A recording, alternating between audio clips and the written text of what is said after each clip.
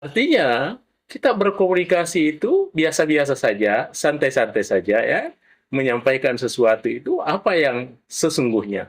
Jangan memberikan sesuatu informasi yang sifatnya tidak.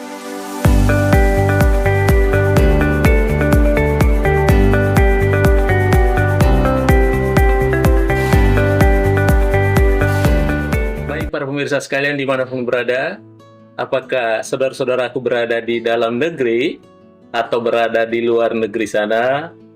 Tentu saya berterima kasih, mengapresiasi sudah menonton salah satu channel YouTube kita, yaitu Mr. Koronis. Komunikasi romantis dan humanis. Para pemirsa sekalian, saudara-saudaraku dimanapun berada, selalu saya ketengahkan bahwa konten kita ini kerap dan selalu berbicara tentang fenomena-fenomena komunikasi. Persoalan komunikasi tentu kita tidak boleh abaikan, sebab persoalan komunikasi itu terkait antara diri kita dengan orang lain. Iya. Makanya, kenapa terjadi satu hubungan yang baik, boleh jadi karena komunikasinya baik. Dan sebaliknya, kenapa terjadi mispersepsi, kenapa terjadi miskomunikasi, boleh jadi diakibatkan juga karena komunikasinya tidak efektif. Baik para pemirsa sekalian, oleh karena itu, pada kesempatan ini, saya akan mencoba memberikan satu tips yang terkait dengan cara berkomunikasi yang efektif.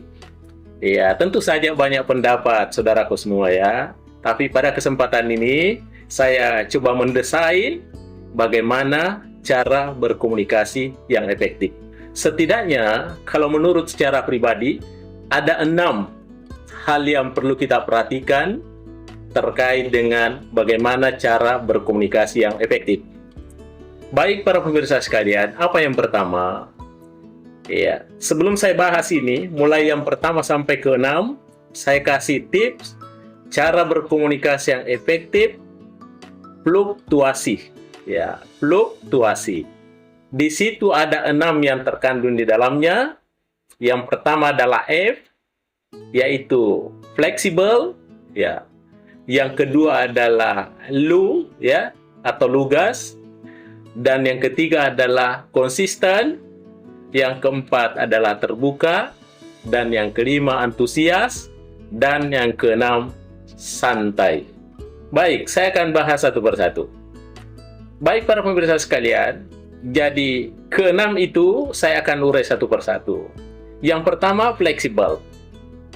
Bagaimana cara berkomunikasi efektif yang fleksibel? Ya, fleksibel itu artinya dia mudah beradaptasi. Siapapun yang ditemani berkomunikasi, tentu diupayakan jangan sampai terjadi konflik antara satu dengan lainnya. Kita harus bermain komunikasi ya tentunya bukan hanya untuk diri kita, tetapi untuk diri orang lain. Selalu berpikir untuk kita dan selalu berpikir untuk orang lain. Kalau itu terjadi, itulah yang berkaitan dengan fleksibel, maka tentunya cara berkomunikasi bisa menjadi efektif. Itu yang disebut dengan fleksibel. Yang kedua, lugas. Ya, apa itu lugas? Lugas itu artinya di dalam berkomunikasi itu ada waktu-waktu tertentu kita perlu berkomunikasi hanya ringkas. Tidak perlu terlalu banyak kita sampaikan, karena kadangkala orang tidak memerlukannya itu, tetapi kita di sini perlu menyampaikan sesuatu yang ringkas, yang penting kualitasnya. Itu yang disebut dengan lugas. Kemudian, yang ketiga, konsisten.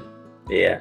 Apa itu konsisten? Artinya di dalam berkomunikasi itu, tentu saja kita harus berkomunikasi apa yang menjadi pembahasan-pembahasan kita itu dan dibahas secara kontinu. Ya, tentang tajuk apa yang kita bahas. Kalaupun nantinya di tengah komunikasi itu ada sesuatu yang kita harus pindah tajuk, pindah judul, maka tentunya tidak apa-apa. Tapi tetap kita sampaikan ke lawan komunikasi kita bahwa kita sekarang pembahasannya sudah lain atau tajuk lain. Sehingga mereka tidak merasa terganggu ya dengan itu. Kemudian yang keempat, para pemirsa sekalian, di dalam berkomunikasi itu tentunya perlu ada keterbukaan. Keterbukaan dalam hal ini tentunya harus menyampaikan sesuatu itu apa adanya. Jangan menyampaikan sesuatu ada apanya. Ya, artinya kita berkomunikasi itu biasa-biasa saja, santai-santai saja ya. Menyampaikan sesuatu itu apa yang sesungguhnya.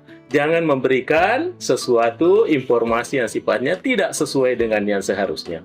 Yang kelima, ya, di dalam berkomunikasi itu perlu ada antusias. Perlu ada semangat yang dibangun ya. Perlu ada saling menghargai antara satu dengan lainnya. Sehingga ketika kita berkomunikasi dengan siapa saja, tentunya ada tanda-tanda semangat, ada antusiasme yang dibangun pada saat kita berkomunikasi. Dan yang terakhir, yang keenam adalah diupayakan dalam berkomunikasi itu adalah ada santai di situ ya. Tentu saja ada waktu-waktu tertentu kita harus serius ya, tapi diupayakan itu bagaimana bisa dibawakan secara santai, tapi bisa mencapai apa yang merupakan kesepakatan kita dan apa yang menjadi tujuan harapan kita bersama. Disinilah intinya sebuah komunikasi, ujung-ujungnya terjadi kesepahaman, ujung-ujungnya terjadi konsensus, ujung-ujungnya terjadi sebuah perubahan-perubahan sebagaimana yang kita harapkan, baik dari segi komunikator maupun dari segi komunikan. Baik para pemirsa sekalian, saya kira inilah yang merupakan cara berkomunikasi yang efektif. Yang 6 itu, yang pertama harus fleksibel, yang kedua lugas, yang ketiga konsisten, yang keempat terbuka, yang kelima antusias, dan yang keenam adalah suasananya santai. Baik para pemirsa sekalian, inilah yang sempat saya sampaikan. Terima kasih atas segala perhatiannya. Jangan lupa Mr. Koronis, komunikasi romantis dan humanis. Demikian saya sampaikan, terima kasih. Assalamualaikum warahmatullahi wabarakatuh. Mr. Koronis.